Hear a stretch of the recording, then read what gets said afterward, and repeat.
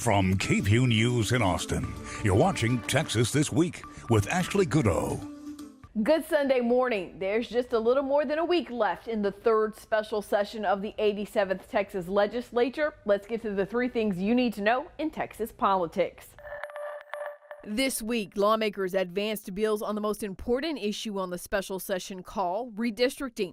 On Monday, the Senate voted out its new map, which solidifies Republican control of the upper chamber for the next 10 years. Then on Friday, the Senate approved the new map outlining Texas's political districts in the U.S. House of Representatives, including 2 new seats for a total of 38. In the House Committee on Redistricting voted to send its map to the full chamber for a vote. That's set to happen on Tuesday. Critics of the map say they don't reflect the growing number of minorities in the state because the maps don't add any minority opportunity districts, even though Hispanics are largely driving Texas's population growth. Wednesday, a federal judge temporarily blocked Texas's new law banning abortions once fetal cardiac activity is detected, which is typically at 6 weeks gestation.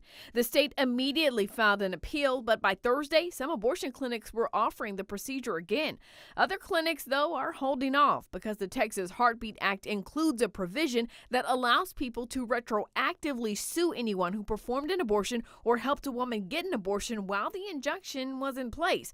On Friday, the state asked for an emergency stay to restore the law until the case is heard in court. Governor Greg Abbott hosted a coalition of Republican governors at the Texas-Mexico border Wednesday. The lawmakers are calling on President Joe Biden to take action to increase border security, saying the president's current policies are causing chaos. Governor Abbott also unveiled his own 10-point state plan to increase border security. Part of Governor Abbott's plan is to construct a wall along the Texas-Mexico border, finishing the controversial project former President Donald Trump started. This past June, Governor Abbott announced the project and launched a fundraising effort allowing anyone to donate to the wall. At the time, he promised the donations and process would be transparent.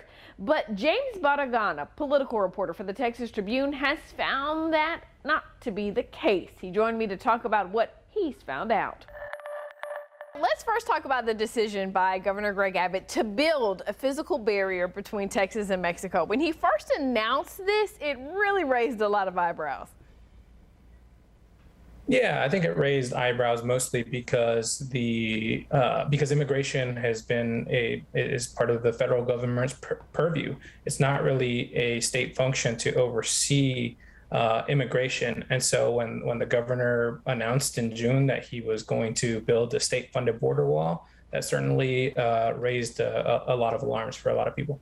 You know, I think the biggest hurdle and one of the biggest questions people had was funding, because the Biden administration reported former President Trump built 52 miles of barrier where none previously existed, and it cost up to $46 million per mile. So what was and what is the plan to pay for Abbott's barrier?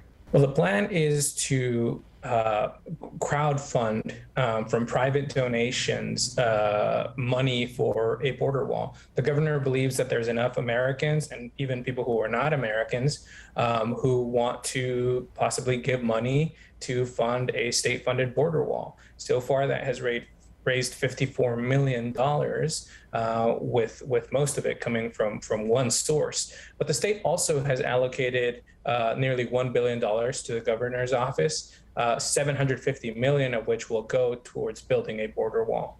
You know, so something you said really hinted on the whole reason why we're talking about this today, and it's the latest information that you uncovered, which is that one person is largely donating to the wall. Talk to us about the information you learned.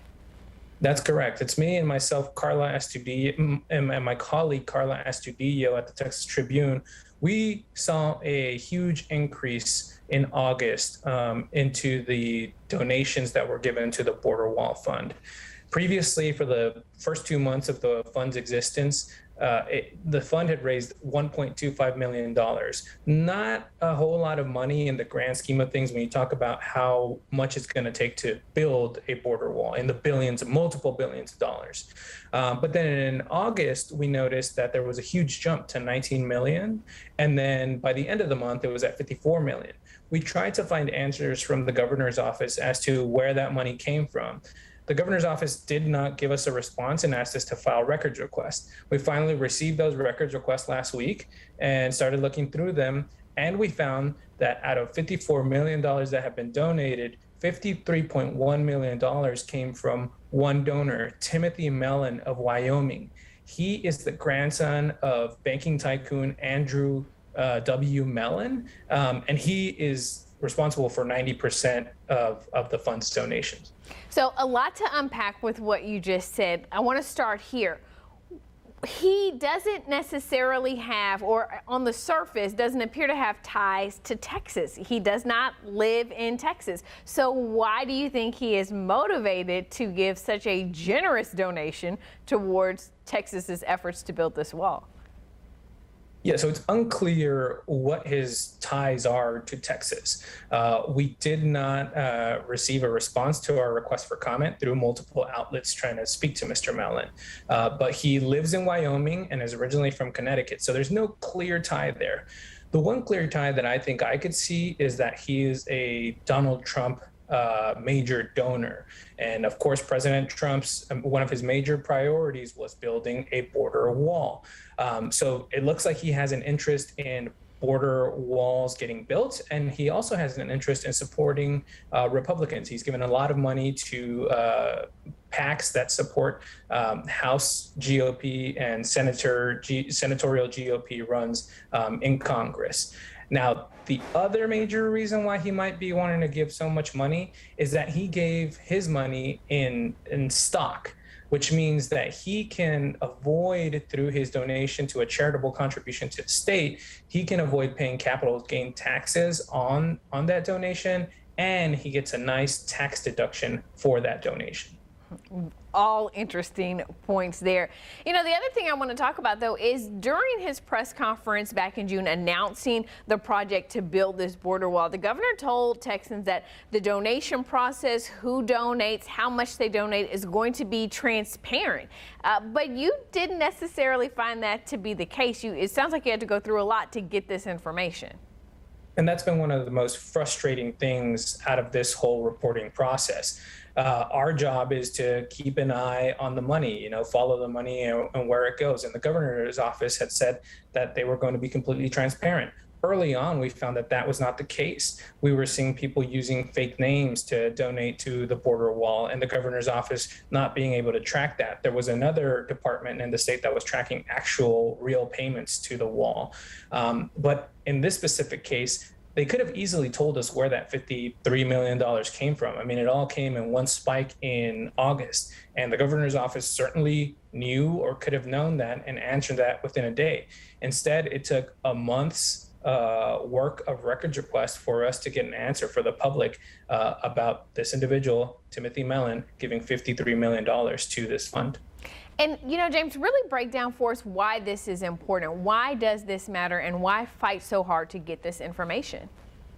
Well, one, it's important because it's a state infrastructure project, essentially, or a public works project. And there are rules set up for disclosure of who's donating and to those funds and where that money is going to go. So we were really trying to test if they were going to follow those rules. Moreover, the governor had said himself that it was going to be completely transparent. And so far, that has not proven to be the case. They've really made us work for it. You can find a link to the Texas Tribune investigation at KVUE.com. That's Texas This Week.